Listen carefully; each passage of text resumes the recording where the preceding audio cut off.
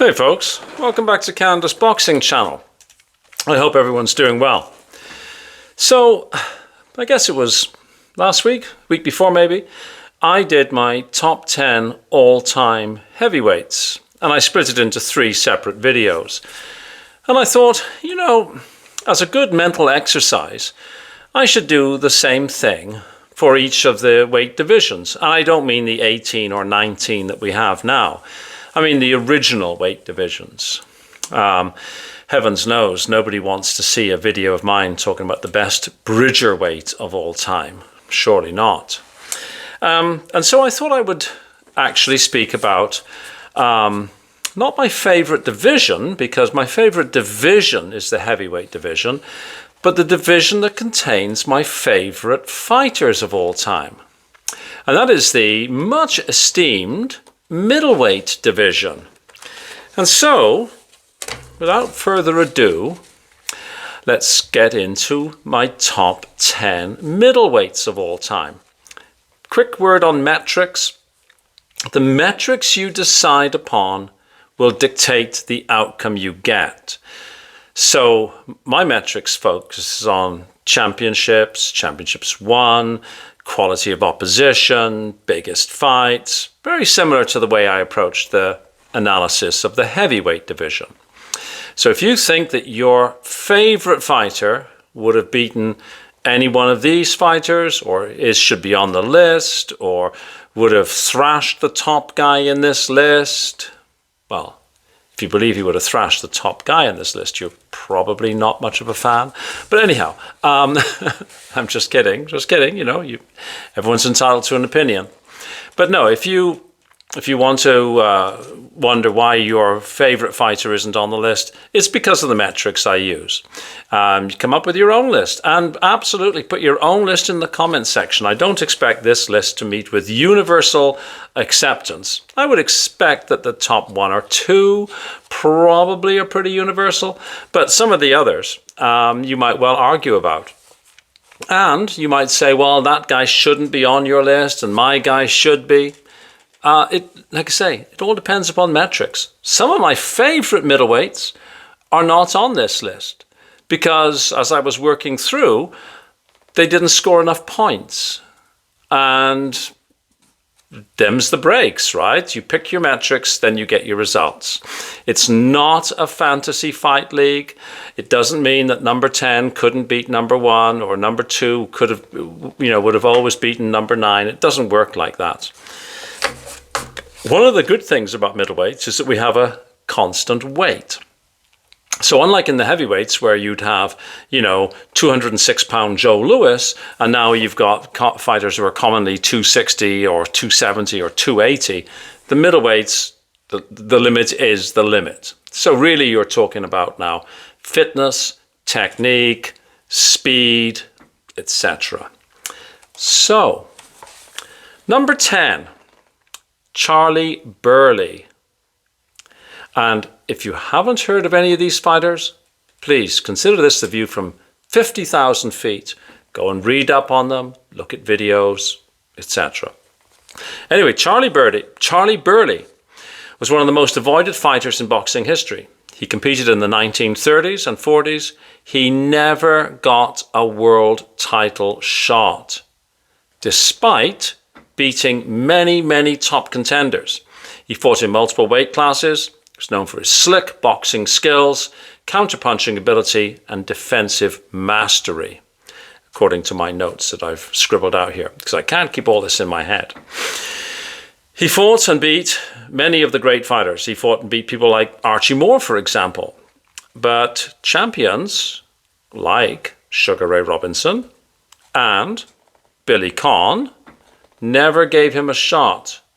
So he doesn't score as high as he ought maybe to score because he was never a champion, through no fault of his own. So he's regarded generally by historians, from my reading, as one of the greatest fighters to never win a world championship belt. But he makes number 10 on this list of top 10 middleweights. Notice, not top 10 middleweight champions, top 10 middleweights. Now, the next one is a little bit sketchy for me because I actually wanted to place him higher. But the numbers are what the numbers are. Stanley Ketchel. He was known as the Michigan Assassin. He was a ferocious middleweight champion with devastating power. He won the middleweight title in 1907 and defended it against top contenders, including Billy Papke and Joe Thomas. Ketchel was known for his aggressive, all-out attack style, and that made him a fan favorite. So if you read about him, you will read these glowing reports because his style was really appealing. In 1909, I'm smiling because this story tickles me. He fought heavyweight champion Jack Johnson in a non-title bout. Now, I talked about this in the video I did on Jack Johnson. It's not clear what happened. The best I can come up with is he and Jack Johnson had a deal that Jack Johnson was going to carry him for a little while and they were going to make a show of it. But Stanley Ketchel saw an opportunity and he leapt at it and he knocked Jack Johnson down. Jack Johnson got up and absolutely plastered Stanley Ketchel because basically it was a double cross. But it shows what kind of character he was. Now, very tragically, Ketchel was murdered in 1910. He was just 24 years old, and it cut short what could have been an even greater career. His legacy in the middleweight division is that he was one of the hardest punchers ever, and that legacy remains intact. Now, number 8, the guy who, in my mind, is famous for having been knocked out in the most spectacular knockout that I've ever seen. Gene Fullmer. He was a rugged and physically strong middleweight champion known for his awkward but effective style. He won the world heavyweight title off Sugar Ray Robinson, but lost it back to Sugar Ray Robinson in 1957. And this is the knockout. Robinson Fullmer 2. Sugar Ray knocks him out as Sugar Ray is going backwards. Look it up. It's the best knockout you will ever see. It's, spectacular. It's a bad way to remember Fullmer by because Fullmer did a lot of really, really, really good things. But I always remember him for being on the receiving end of the best knockouts that I've ever seen. Excuse me.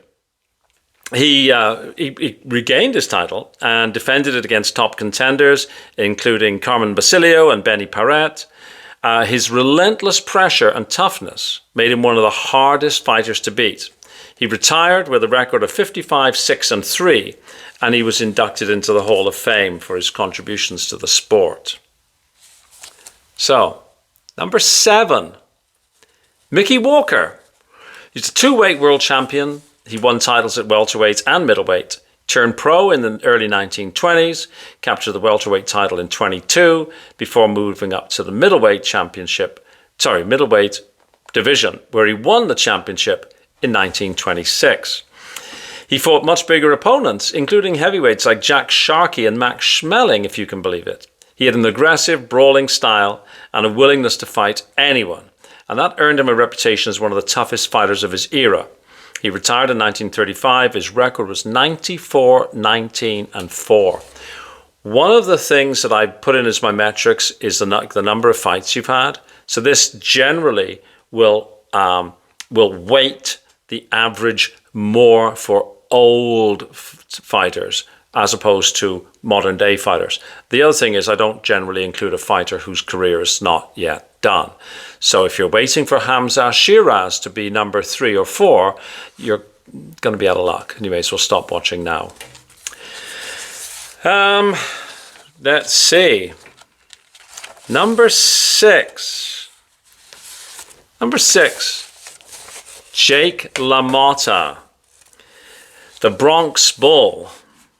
Now, people will often remember Jake LaMotta, not because they remember Jake LaMotta, but because they've seen the movie Raging Bull, which actually is one of my least favorite boxing movies. Not because it's not a good boxing movie, but it picks on the one time that Jake LaMotta beat Sugar Ray Robinson. They fought 6 times and Jake LaMotta won once. It is a good movie. I shouldn't speak poorly of it because it's actually a very good movie, and it's one of Robert De Niro's best pieces of acting. He was a relentless brawler known for a granite chin and incredible durability. He became middleweight champion in 1949, defeated Marcel Cerdan, and defended it successfully before losing it to Sugar Ray Robinson. So Jake LaMotta's aggressive come-forward style made him a nightmare for opponents. His ability to absorb punishment and keep pressing forward earned him a reputation as one of the toughest fighters ever. He retired in 1954, and his record was 83, 19, and 4. And if you haven't seen Raging Bull, by the way, it's a 1980 movie with Robert De Niro. It actually is a very, very good film. It's just not my favorite, but it's still an exceptionally good film. So, now, number 5. I thought number 5 should have been a little higher, but the numbers were what the numbers were. Emile Griffith was a versatile and skilled fighter who held world titles in multiple weight classes, primarily competing at welterweight and middleweight, which is why he's here. He won his first world title in 1961 by knocking out Benny Parrett. And their third fight in 62, Parrett died of injuries received in that fight. Griffith continued to fight for over a decade. He won world titles, again, at welterweight and middleweight. He defeated greats like Dick Tiger, Nino Benevitti, and Luis Manuel Rodriguez. He was very fast. He was known for his boxing IQ, and he retired in 1977 with a record of 85, 24, and 2. And he passed away in 2013. He was a great fighter. Number 4, one of my favorite fighters in my lifetime, who I ended up losing a lot of money on when I used to bet serious money. Now I bet nickels, but I used to bet more vigorously, if that's the word, if that's the right word, and that's Marvelous Marvin Hagler. Marvelous Marvin Hagler was one of the most dominant middleweight champions in history. He struggled for years to get a title shot. I consider him to be a world champion from like 1977 onwards, even though he only actually got the world title in 1980, which he finally won by stopping Alan Minter, who was one of my favorite Brit fighters. He defended the title 12 times over 7 years, defeating top challengers like Roberto Duran, Thomas Hearns, and John Mugabe. A 3-round war with Hearns in 1985 is considered one of the greatest fights of all time. And his career, his reign, his championship, ended controversially, very controversially in my book, because I lost money in 1987 when he lost a split decision to Sugar Ray Leonard. He was bitter over that decision, as was I, and he retired never to return to the ring. He was known for an iron chin, a relentless pressure, and his overall style. He was a southpaw. His record was 62, 3, and 2 with 52 KOs. I loved Marvelous Marvin Hagler, and I believe that he beat Sugar Ray Leonard, not just because I had a big pile of money riding on it, but I actually think that he did win. But it wasn't the case. If you've not seen that fight, please go and look at that fight. I'm assuming if you're watching this channel, you've seen that fight. But Marvelous Marvin Hagler was one of the people I absolutely adored, one of my favorite fighters of all time. And I would have liked him to have been higher in the list. But, like I say, the metrics I choose determine the outcome. Number 3, Carlos Monzon. He was an Argentinian middleweight champion who reigned from 1970 to 77. He was known for his ruthless efficiency, granite chin, pinpoint accuracy. He won the undisputed middleweight championship from Nino Benevitti in 1970, and he defended the title 14 times over 7 years. His resume includes wins over top contenders Emile Griffith, Benny Briscoe, Rodrigo Valdez. He retired as champion with a record of 87 wins, 3 losses, and 9 draws. Now, his life outside the ring was marred by criminality on his part. In 1989, he was convicted of murdering his partner, and he died in 1995 while on, I guess it was a furlough from prison. He was let out on bail. Carlos Monzon, a great fighter, an absolute legend in the ring.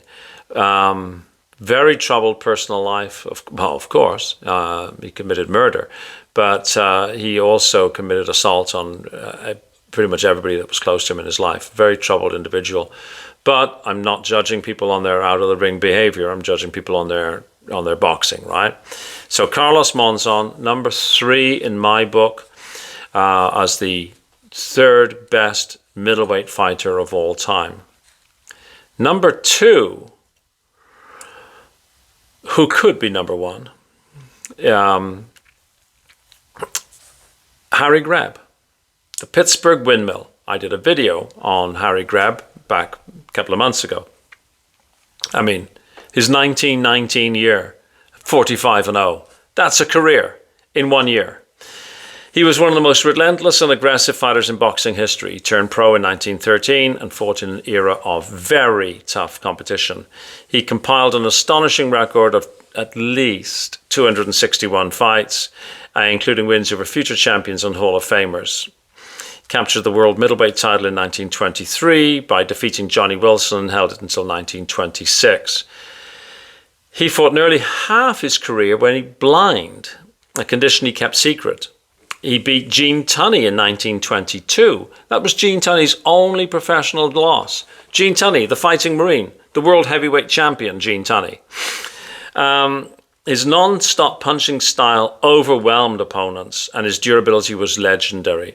Tragically, he died at age 32 due to complications from surgery, leaving behind a legacy of unmatched toughness and work rate. Number 1. Probably, well, in my book, the greatest boxer ever. I have been accused sometimes of being a fanboy, an accusation I laugh at, but I will accept it with respect to this fighter. If I'm going to be a fanboy about any fighter, I am a fanboy for the incomparable Sugar Ray Robinson. He's widely regarded as one of the greatest boxers of all time. He turned professional in 1940 after a stellar amateur career, 85-0. His dominance in the welterweight and middleweight divisions was unmatched. Untouchable at welterweight. Beatable at middleweight once, not twice. His dominance in the divisions, like I say, unmatched, as he combined speed, power, and ring intelligence in a way that had never been seen before. He sort of transitioned from the old style of boxing to the new style of boxing. And the then Cassius Clay, who later became Muhammad Ali, modeled his style on that of Sugar Ray Robinson. He held the world welterweight title from 46 to 51 before moving up to middleweights, where he won the title 5 times. Robinson's most famous rivalry was with Jake LaMotta, who he fought 6 times, winning 5. And they make a movie about the one time he lost. That's why I say I don't really like Raging Bull, but anyways, I'll not vent too much. His ability to adapt in the ring made him one of the most complete fighters in history. So if he lost, he went away, and 2 or 3 weeks later, literally, sometimes he was fighting every couple of weeks, he downloaded information and figured out how to beat you, right? He retired, became a dancer, musician. He appeared on TV. He coined the phrase entourage. He had an entourage that followed him around the world. He owned a Sugar Ray's bar in Harlem. He owned lots of Harlem. He had a massive pink Cadillac that he parked wherever he wanted. He transcended boxing. He served in World War II, part of Joe Lewis's group that did exhibition fights. He made multiple comebacks. He ended his career in 1965. So he was boxing through into my lifetime. Officially 173 wins, 19 losses and 6 draws, most likely more. His influence on boxing is simply profound, and his name became synonymous with pound for pound greatness.